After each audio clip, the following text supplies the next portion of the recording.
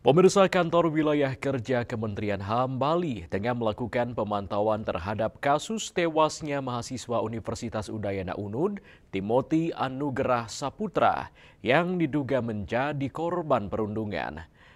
Kantor wilayah kerja Kementerian HAM Bali juga telah melakukan pertemuan dengan pihak UNUD untuk mencari informasi dan klarifikasi atas kejadian tersebut.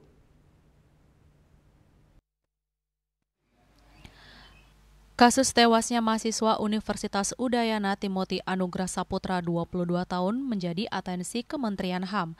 Bahkan Menteri Hak Asasi Manusia Natalius Pigai menurunkan tim dari kantor wilayah Bali untuk memantau perkembangan kasus mahasiswa ini. Ditemui terpisah, Koordinator Wilayah Kerja Bali Anak Agung Gede Ngurah Dalem mengatakan, tim dari kantor wilayah kerja Kementerian HAM Bali sudah melakukan pertemuan dengan pihak Udayana, termasuk mencari informasi dan melakukan klarifikasi terhadap kasus tersebut. Dari hasil pertemuan tersebut, pihaknya memperoleh informasi dan membenarkan ada kejadian bunuh diri. Namun demikian, penyebab bunuh diri tersebut sampai kemarin belum diketahui pasti karena tim pencari fakta dari Universitas Udayana sedang bekerja dan melakukan rapat-rapat untuk mencari bukti, saksi, dan mencari keterangan ke mahasiswa serta pihak keluarga.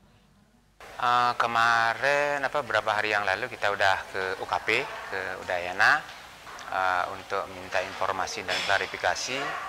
Jadi informasi yang kami dapat sama teman-teman itu kejadiannya memang betul ada kejadian bunuh diri, itu yang pertama. Kemudian yang kedua, penyebab bunuh diri itu sampai kemarin belum diketahui pasti karena masih ada tim pencari fakta dari universitas itu masih sedang melakukan rapat-rapat untuk mencari bukti, saksi, mencari keterangan ke mahasiswa, ke pihak keluarga. Gitu.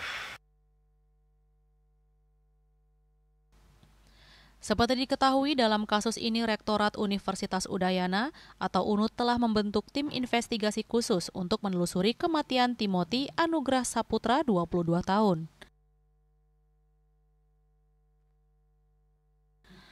Ari Wiratmaja, Bali TV.